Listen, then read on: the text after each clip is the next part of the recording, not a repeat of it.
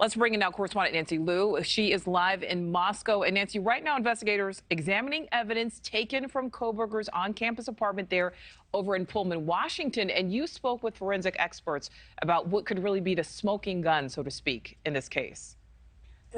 Yeah, Nicole, that would be the murder weapon. And today, a lot more evidence is now being processed after the arrest of Bryan Kohberger, and a trove of items removed from his WSU apartment, and now a cascade of information about his past and recent interactions.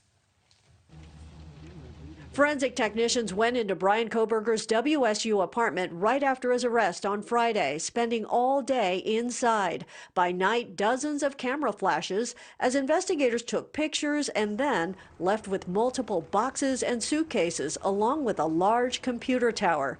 New digital data is possible, and more valuable will be potential fibers or trace evidence in the apartment from the Moscow murder scene. He can touch those surfaces.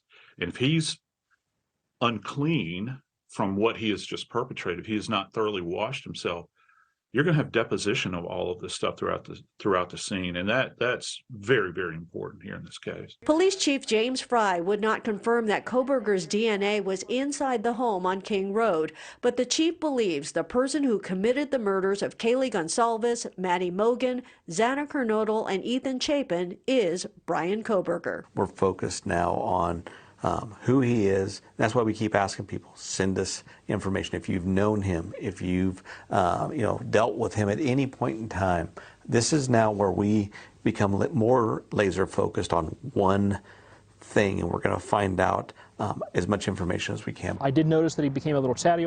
He became a little more animated. According to criminology classmate Ben Roberts, Kohberger seemed talkative and outgoing in recent weeks, but before that, he often appeared tired and worn out.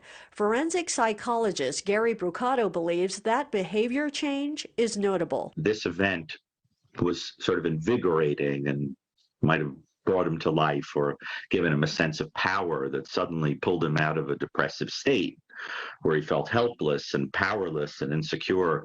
So you imagine a person who's now been given a huge jolt of ego. It's not known yet whether the murder weapon or any incriminating evidence is in the new round of processing, which also includes the white Elantra, driven back to Pennsylvania last month by Kohberger and his father. Ego is the key. Ego is also what leads to them getting captured. And I do indeed think that's what went on here, overestimating one's ability to get away with a crime. If he's such a genius, why did he not divest himself of this vehicle?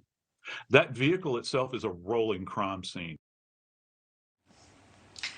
As a PhD candidate, Kohberger also worked as a teaching assistant at WSU. Criminology undergrads had complained about his harsh grading, but reportedly after the time of the murders here in Moscow, he was not as strict and didn't push back and challenge students' work as much.